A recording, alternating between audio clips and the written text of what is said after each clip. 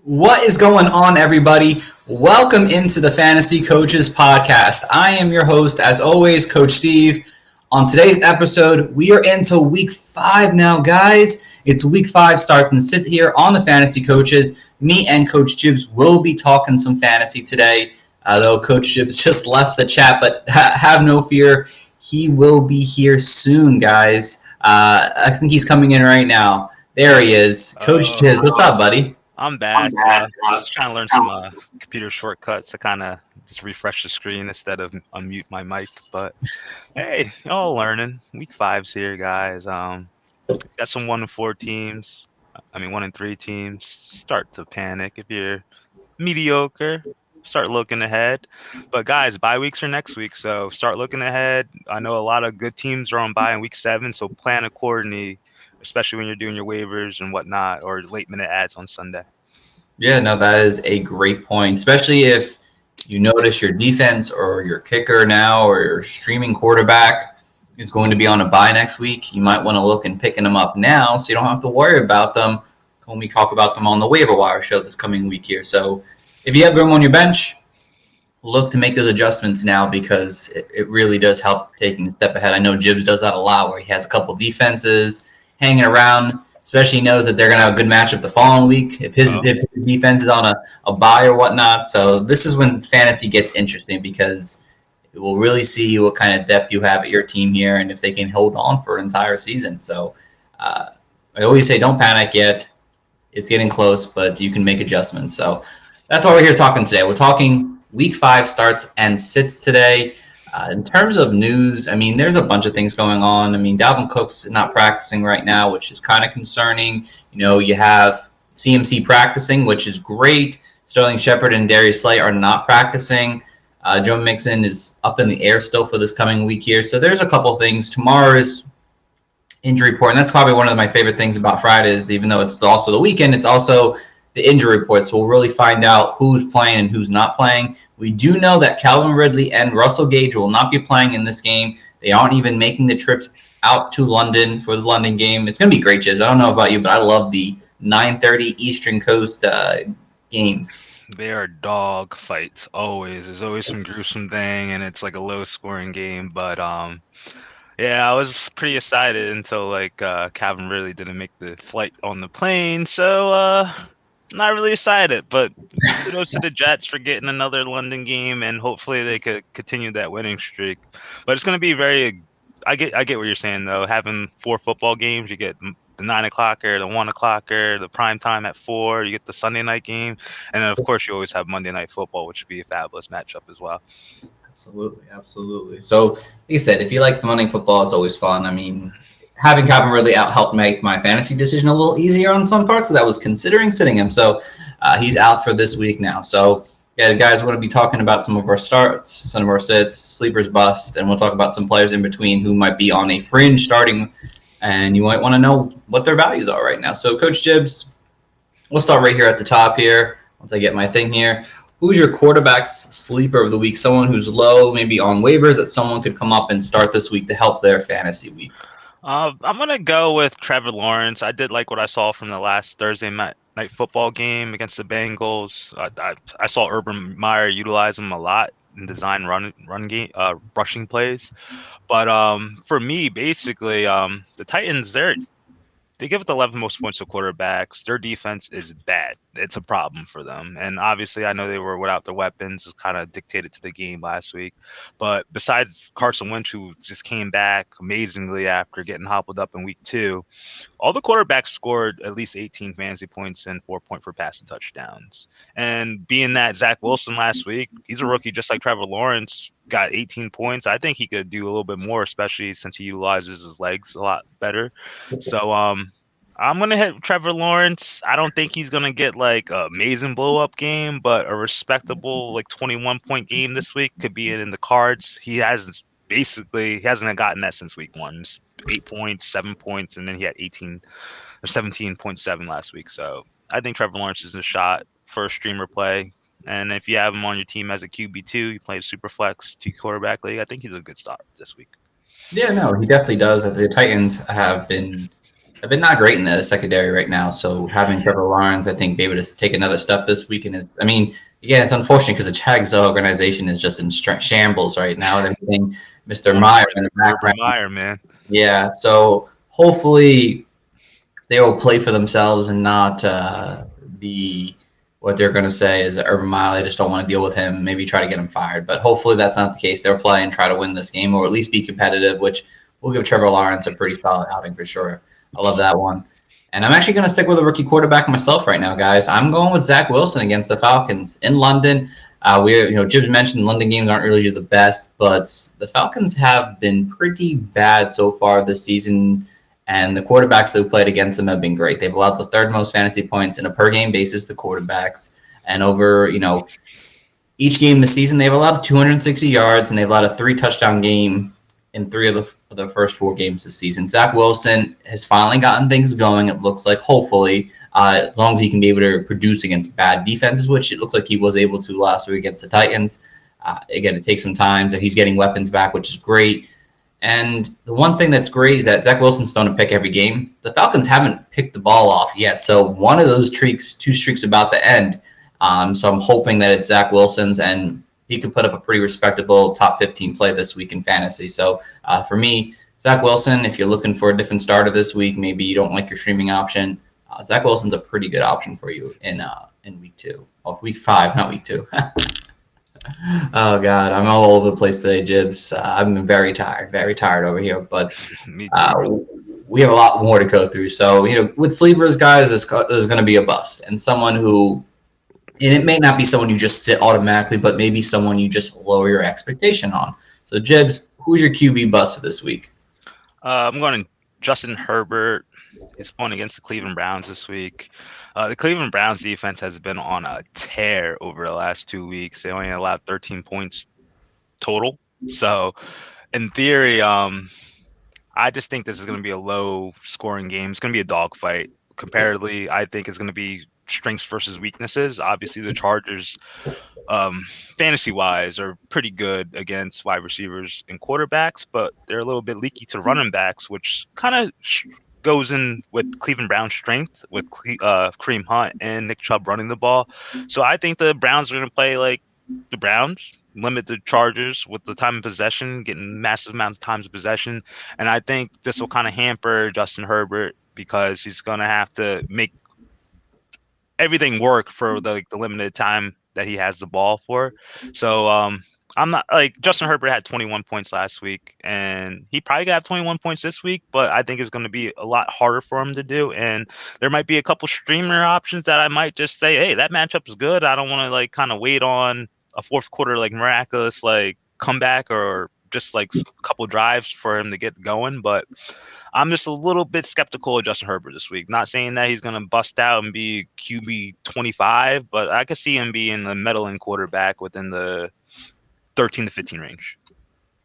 Yeah, no, definitely. He's been so good the last 2 games. It's hard to want to sit him, but it's definitely an option. The Browns defense is pretty tough so far this season here, so you might definitely, like Jim said, lower your expectations for a guy like Justin Herbert. He may not be able to go off as we really want him to right now. So for me, guys, I'm sticking with over the pond. I'm on the other side of the football this time. Yeah, taking over the pond. And I'm staying with Matt Ryan. And if you thought Matt Ryan was going to be a Super Bowl quarterback, he's pretty much done this week for now. I want nothing to do with Matt Ryan. Your best weapon. Touchdowns. It's going to happen. I mean, I'm starting him because I have to in Superflex, but in a single quarterback league, I want nothing to do with him right now. I mean, Kyle Pitts is your best option, which Kyle Pitts really hasn't produced to that kind of standard right now. So you're stuck with basically Christian Blake, Frank Darby, Shad Sharp. Those wide receiver options don't sound great. The Jets, while they might have been losing a lot of games this season, they're really good against quarterbacks this year. They've only allowed 2 passing touchdowns on the season. They allowed 1 last week to Ryan Tannehill.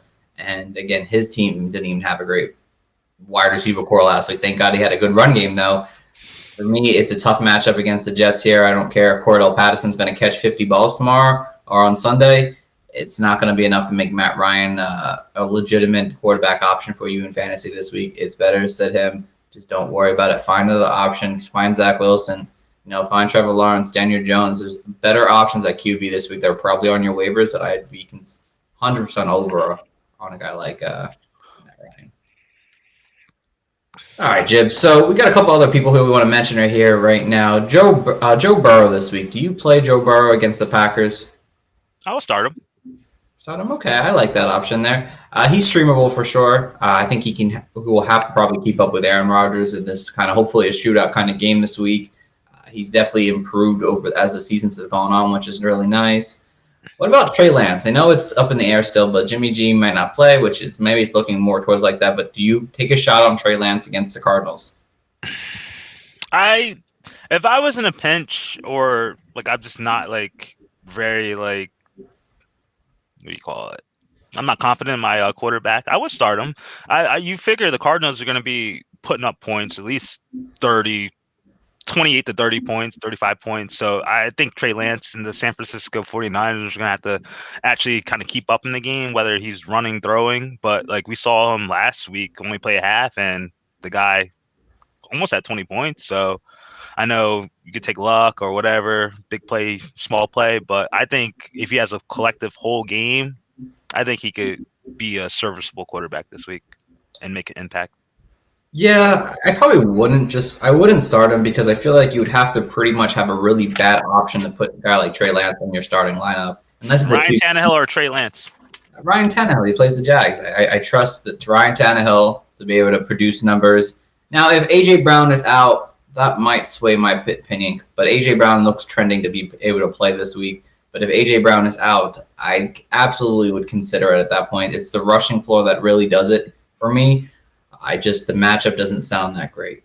That's how I kind of see it right now with a guy like Trey Lance.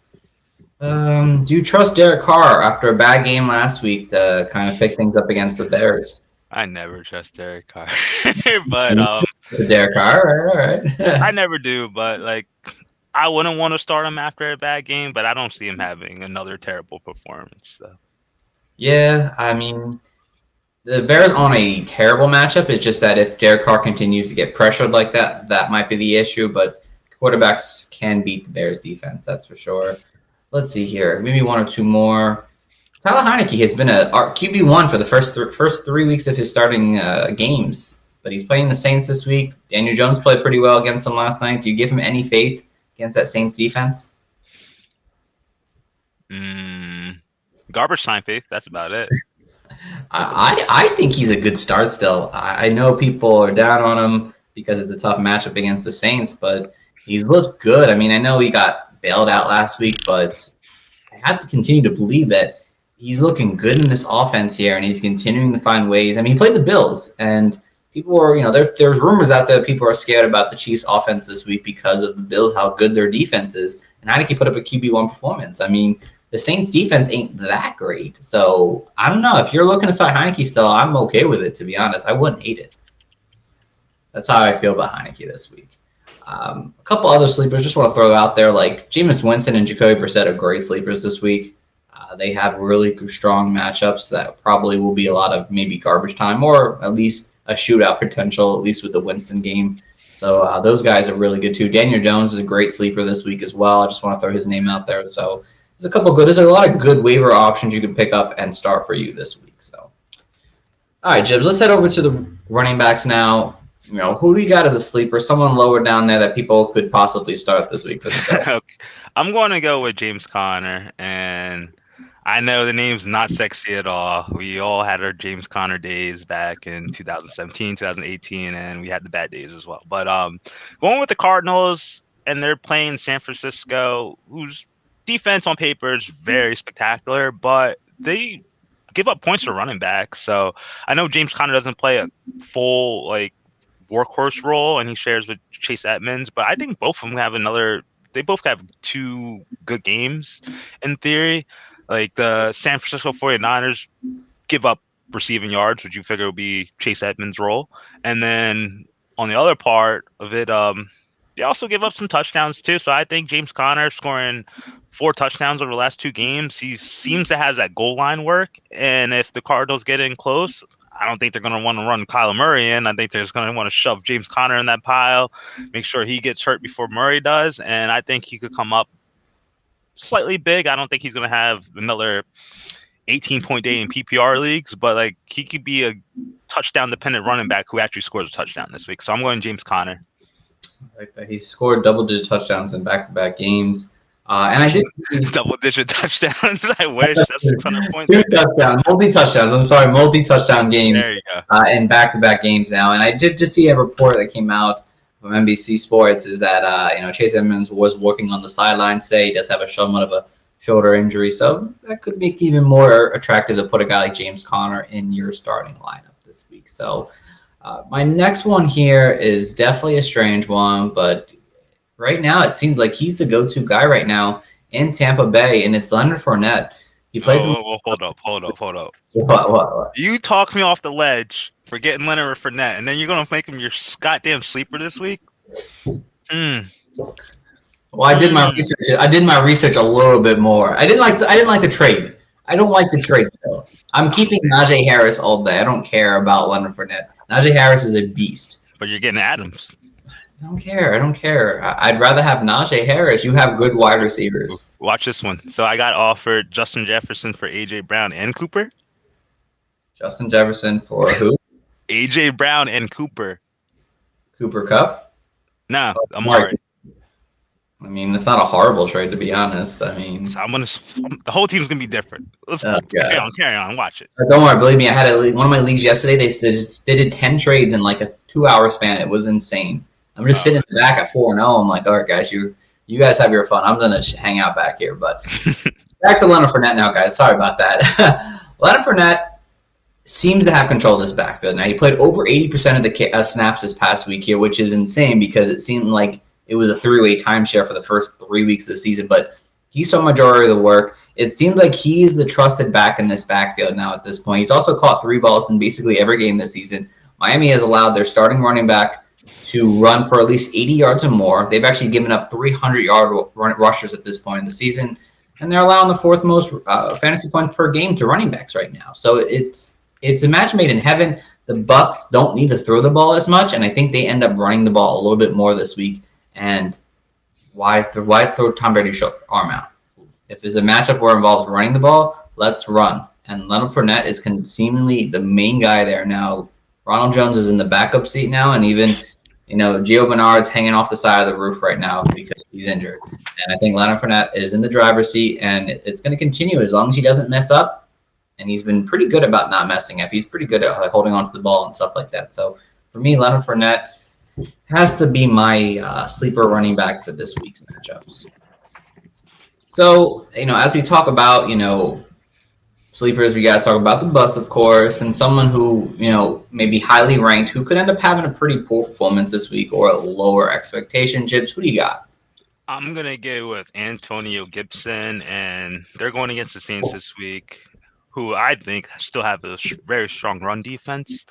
But looking at the stats, they're pretty susceptible to pass-catching running backs. We saw both premier running backs, Christian McCaffrey and Saquon Barkley, both carve them up for catching 5 receptions for about 65 to 75 yards. So that kind of saved their day. I know they both scored a touchdown in that game, but still having the catches kind of just puts a little bit more on top for their weekly output. But with their reemergence of J.D. McKissick in the offense, I just find it hard for Gibson to make the impact that those two guys had. Without the receiving yards taken into account, the Saints only allow 50 rushing yards per game. So if you think about that, Gibson's not getting that third down work. He's getting a couple passes per game. That's not going to really do much for an impact. So for this week, I think Gibson is going to be very dependent on scoring a touchdown, which he can do. But it's just going back historically, like two and a half years on the Saints defense and against running backs, I think that's just a tall task. So I would be kind of iffy on Gibson this week. Yeah, I honestly had him as my guy too before we knew it. We collaborated together, but he's seeing good workload. It's so weird, but he's just not getting the production that you want. And even the passing down, he's seeing a decent amount. But he's not being involved when it counts most in like the 2-minute and 4-minute drills at the end of games. They're electing to go with J.D. McKissick, which is so confusing, but I mean, you have J.D. McKissick there for a reason, so I guess they want to use him in that role, and they like him in that role. So, but Yeah, it's a tough matchup. It's definitely a sit for me too. I like that there, Jibs. For me, guys, I'm going Clyde Edwards-Helaire. He's been great over the last 2 weeks. 100 yards, back-to-back games, a touchdown in back-to-back games so far. I mean, it looks like his season kind of picked back up here, and I was very happy when I traded for him a couple weeks ago. But again, this is a tough matchup right now, and the Bills have held every running back under 50 yards this season. We're the third best team against running backs right now, and it's the Bills versus the Chiefs. So you're expecting somewhat of a shootout, and for me, the only thing I can think about it is that the Bills actually get ahead in this game because the Chiefs' defense is so bad. And Pat Mahomes is like, sorry, Clyde, we're throwing the ball. And they're going to be throwing the ball, I think, a lot in this game. And I think in a situation where the Chiefs seem to be getting behind in games, they panic and they just rely on Pat Mahomes' arm way too much. And I think Clyde kind of gets lost in the mix and they just stop running the ball, unfortunately. And I think Clyde ends up having a bad game. Still like him season long, but this isn't the game for Clyde. I think it turns into a pretty pass-heavy offense on both sides of the ball. So for me, Clyde Edwards-Helaire is my bust this week. All right, Jibs, let's look at some running backs here now. Where are we at here? Do you like to start the Denver Broncos running backs against Pittsburgh this week? I think you're on mute. You are on mute. I think it's a tough proposition, but I won't. No, I mean, the best you're getting is a high-end RB3. That's what you're looking at, as a high-end RB3. Someone who's they might combine for not combine, but they might give you 7 fantasy points each. I mean, obviously, if we get fantasy running back, it's the way to go, but it's definitely not the best matchup. What about the Bills running backs? Do you start the Bills running backs? So Zach Moss has been amazing the last 3 I'm flexing Moss, and Singletary is not getting a shot nowhere near the lineup. He's gonna be holding up the placards for the IR people. I don't hate it. I'm probably not starting either if I can. I think this is again, like I said about Clyde, I think this is a matchup where it gets very pass heavy here. What about Miles Sanders, your boy from the Eagles right now? He's not played horrible. I've looked into him, and he hasn't honestly played horrible. It's just that they're giving him 7 carries a game. How do you get rhythm with that? You don't, and I'm not starting him either. Yeah, if I can, Cordell Patterson over him this week. I would start Cordell Patterson over him too. Unfortunately, it's unfortunate because if Miles Sanders saw 15 carries, he'd probably be really good in fantasy. Just that when you're getting 2 and 7 the last 2 weeks, it's pretty tough to really get a groove going. Let's see here. Nick Sirianni. Let's see. Who else could we start? Do you start Samaje Perine if Joe Mixon is out? I don't really want to. I think they're going to be in a slight timeshare. So, and if you also kind of figure that they're playing the Packers, I think the Packers score points, and I think that run game, even if he does do something, I think they're going to fall behind and then they're going to abandon it. So I know Samaje can catch passes, but I don't want to rely on that. Yeah, it's actually the Packers defense actually turned around a little bit, and they also just signed Jalen Smith, the former Cowboy, so that should obviously help a little bit with that. Yeah, I don't really want to start him. If I don't have to start Perine, I really don't want to. I'm starting Michael Carter over him this week. I like Michael Carter this week. I think he'll be fine. Alexander Madison's a name to remember because if Cook's out, Madison should be able to have a really big game this week. You dropped this week too. What'd you say? I almost dropped him this week. I wish I was in a league that you almost did that. Crunch that wide receiver. I cannot keep one. I respect it. What about Brandon Bolden? Any shot with him with Houston, or do you think it's going to be just too run heavy for him to actually get guaranteed?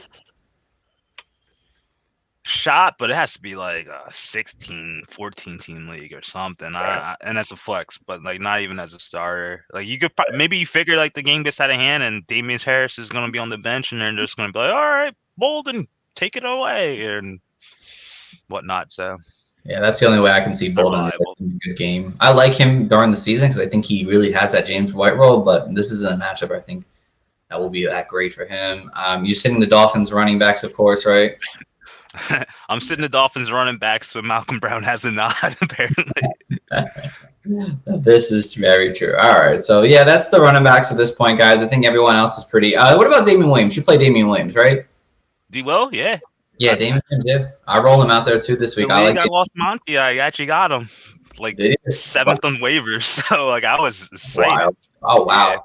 Yeah, I like him as a top 15 play this week. I think he'll be pretty solid, especially someone you probably picked up this week on waivers. I like him this week. He's a good matchup for him. So, all right. So let's head over to the wide receivers now, Jibs. And who is your wide receiver sleeper of this week?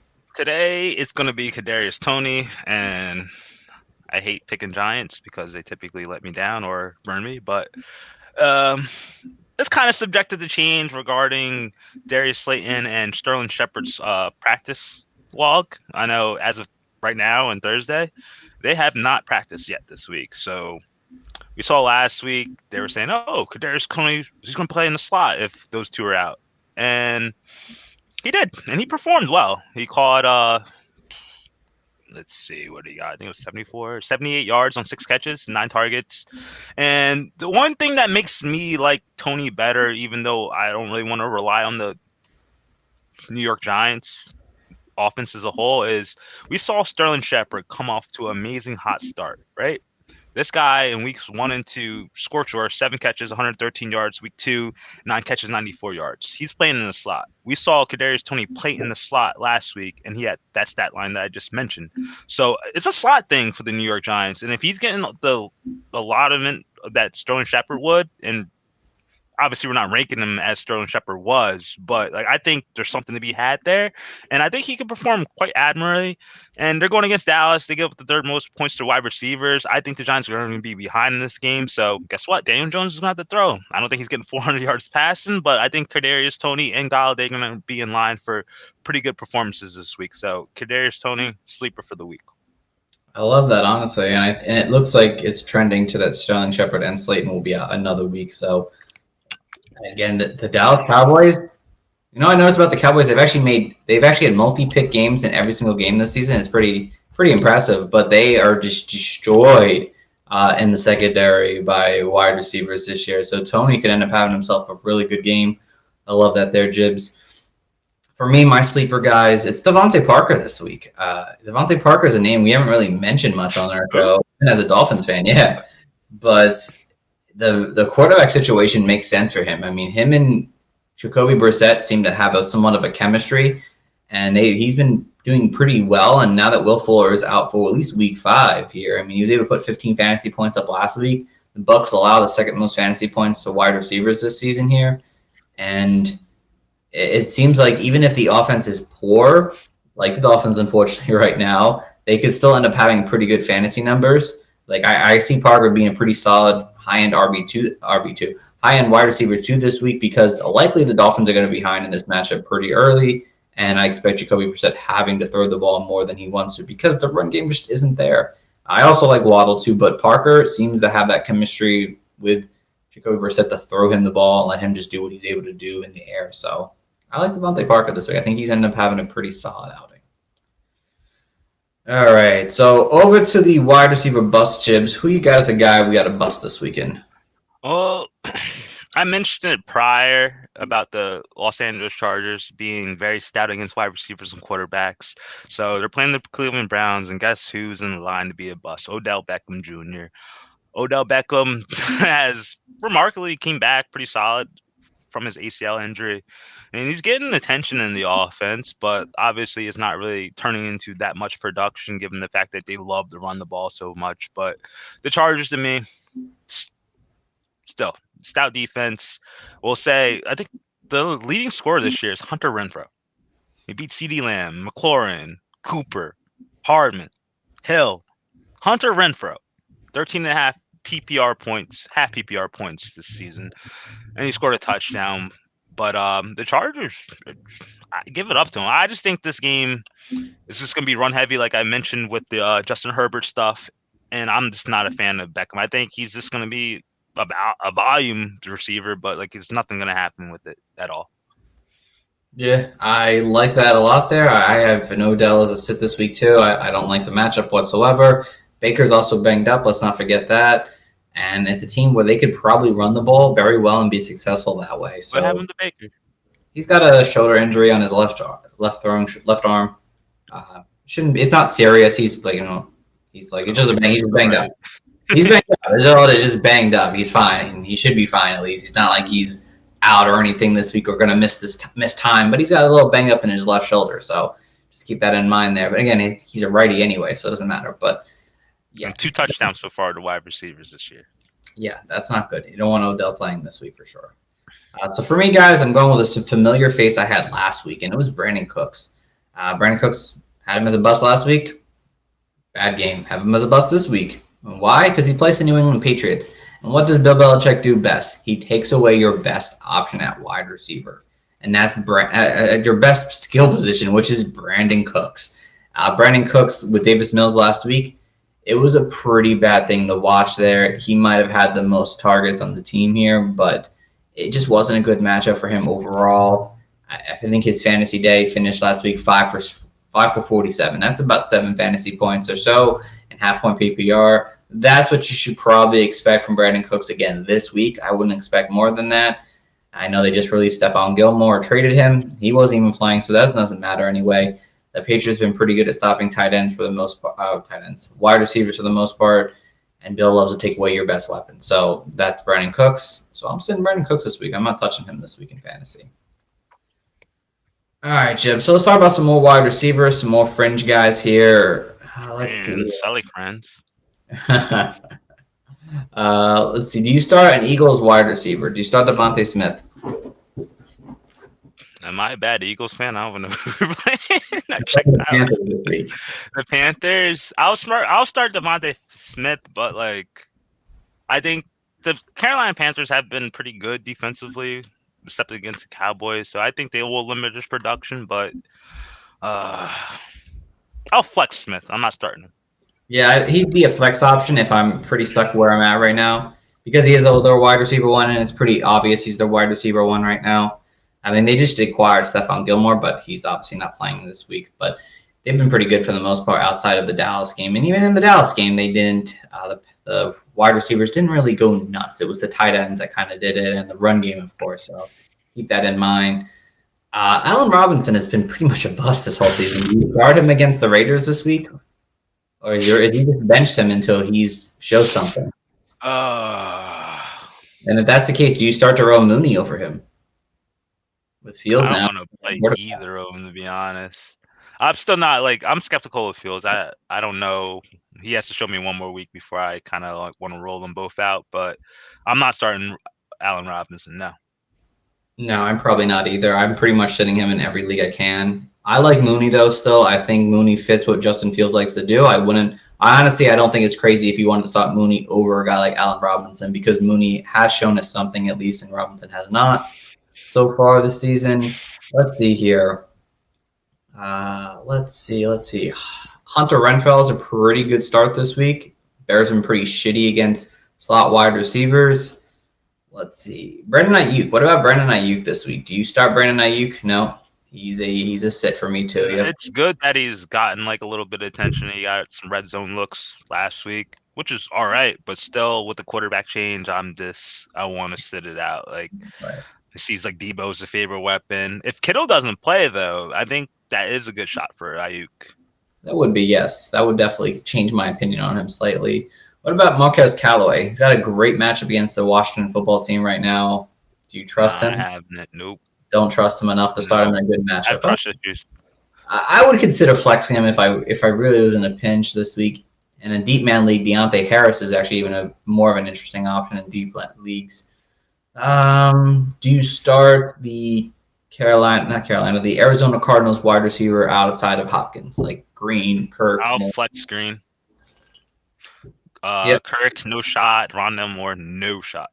Yep, same page there. Let's see here. Do you start T. Higgins on his return, hopefully, this week from injury? I'm starting T. Higgins on his return, so yeah, yes. Okay. I am too. That means I'm sitting Tyler Boyd more than likely then if T. Higgins is back in the starting lineup. What about Sanders and Cole Beasley this week? Do you start these guys? Manny Sanders? Yeah. Yeah, I think so. Yeah. Especially Beasley if they're going to be a high scoring game. Yeah, I like Sanders over Beasley, but I think both are flexible peel this week for sure. Let's see. What about Michael Pittman? He's got a tough matchup, but the man's seen like 12 targets a game, basically. I remember our conversation we had on Sunday. I was like, he's getting 8. And what do you get? 8. So I'll start him, but he's not going to be anyone that's going to, like, he'll be a flex for me. And he's just a volume based flex. He just wants some shot that gets points. That's it. Right. I'm on that. I kind of agree with you on that. That's how I feel about him too. Let's see. One more. Can we squeeze one more in here? I don't even know who I want to pick here at this Marvin point. Jones. I don't know. Yeah, the Jags wide receivers. How do you feel about them? They're pretty close for me. Just given Laviska's kind of reemergence last week, given that DJ Chark went down, so we saw him run a lot deeper. But I'm still gonna go with Jones over Shenault, but they're both fine plays. I like it better that there's one less receiver there now. Right, that makes a lot of sense. I like them both as good flex plays this week for sure. I'm okay with starting either wide receiver threes. Wide receiver threes, yeah, either or. I like it. All right, so let's go over to the tight ends now. Jibs, who's your tight end sleeper for the week? D Knox, Dawson Knox. Buffalo Bills tight end. I don't know if he's a sleeper, but I did figure like anyone's a sleeper if they're not within the top 5 or so. But he is in the top 5. He's actually 6, so he's not 6. I'm just saying, like, you know what I'm saying. I know what you're saying. But basically, let me put up my little note because I'm looking at all this sorts of crap right now. Kansas City defense, yardage wise, they give up a lot of yardage everywhere. They only allowed tight ends to score 1 touchdown this year so far, which is all right. Tight ends don't really score that much anyway. But they do allow the most yardage to tight ends per game this year, which kind of should push you in the direction to put Knox in your lineup. I know typically we're all like, oh, Knox is a touchdown-dependent tight end and rah. The guy scored 3 straight games with touchdowns. He has 4 touchdowns in 3 games. He's becoming more of a vital option. We saw last week he did get 8 targets, 5 catches. Yardage is meaningless, 37 yards, but still he got 2 touchdowns. I think he's becoming an option within the red zone.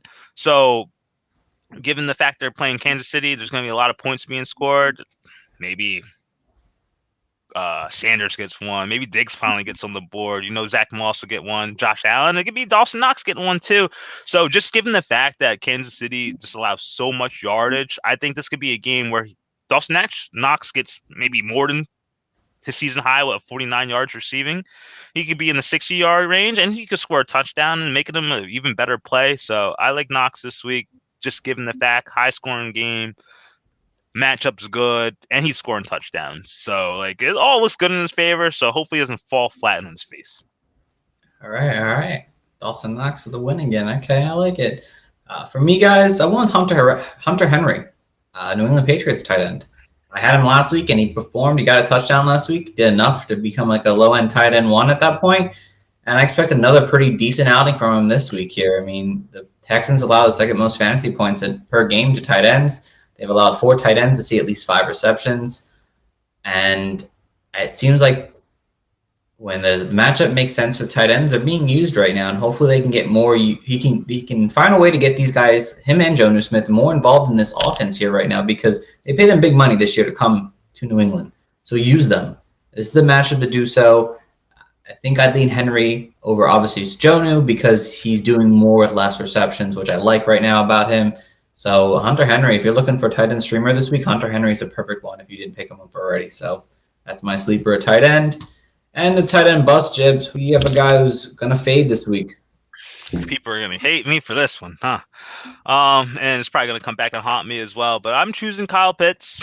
Yes, I said it. I said Kyle Pitts. I know Calvin Ridley's out. Yes, I'm an idiot. I'm a dunce. But I'm still going to give my opinion on this, like hate me or love me. But the Jets' defense has been pretty damn remarkable against opposing tight ends. They just limit tight ends' production. They only allowed 41 yards per game to the tight end position. They haven't allowed a tight end to score a touchdown yet this season. The most points they have allowed in the half PPR leagues is 5.2 points. 5.2. And sure, hypothetically, Kyle Pitts could be the number one receiving option since Calvin Ridley's out. But I'm pretty sure the Jets are going to do everything in their goddamn power to make the Falcons beat them with someone else, whether that be Cordell Patterson, Olamide Zaccheaus, or whatever bum-ass wide receiver 5 on the roster they pull out for this week because Russell Gage is out as well. The proof's in the pudding. So, like, if Kyle Pitts can't get it done without Calvin Ridley and he's the main show, I don't think he could have done any point this year.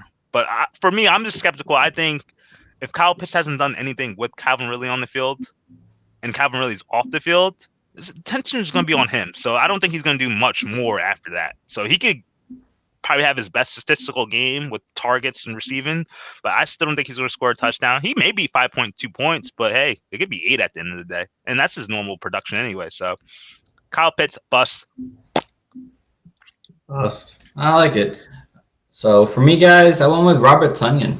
At this point, Robert Tonyan has one game over 9 yards this season, and it was a touchdown he had that game. Are you going to say points? No, just he's had 3 games with 8 yards or less at this point of the season here now. Him and Rodgers don't seem to be on the same page, and Rodgers is not throwing as many touchdowns this year. It's just not happening. And the Bengals have played well with its tight ends. No tight ends over 50 yards this season. Him being so unproductive, you can't trust him in your starting lineup. Go a different direction. Go with Hunter Henry. Go with Joe Nuke. Go with these other options here this week because you're going to do something better probably than what Robert Tonyan's going to give you. So I guess a couple other guys you can call sleepers this week. Dalton Schultz, maybe not a sleeper, but he's producing right now. Evan Ingram could be an interesting option. Zach Ertz, Cameron Brate, Maxwell Williams could be definitely an interesting option for sure this week. Maybe Blake Jarwin or Anthony Firsker. Definitely cool options this week as a sleeper tight end. So those are some cool other options for you guys to kind of help you out. But that's going to wrap our show up today, guys. That is going to be our starts and sits for week 5 now. It's been a fun season so far. Hopefully you guys are doing well. Hopefully the advice we're giving you guys at least is helping you guys make the right decision on what your team has to do. We're just here to help you guys out as coaches, just trying to help you guys win championships. Hopefully we're doing that. As always, fantasy coaches, we got 4 podcasts a week now. We have our waiver wires on Monday, they drop on Tuesday. We have the assistant coaches podcast. We have the dynasty podcast, and we have our start and sits every week for you guys. Every Tuesday to Friday, we have a podcast drop, and every Monday to Thursday, we have a live stream drop, which is the same thing, but it's a little different. So just tune in, guys. And as always, go check out our website at www.thefantasycoaches.com. We got a couple articles dropping. We have a dynasty article that gives you kind of a buy low, sell high kind of article that we usually produce most Wednesdays. It will be ours for this week will be out on Saturday. And my primer, my start and sits kind of show where I kind of break down every single team.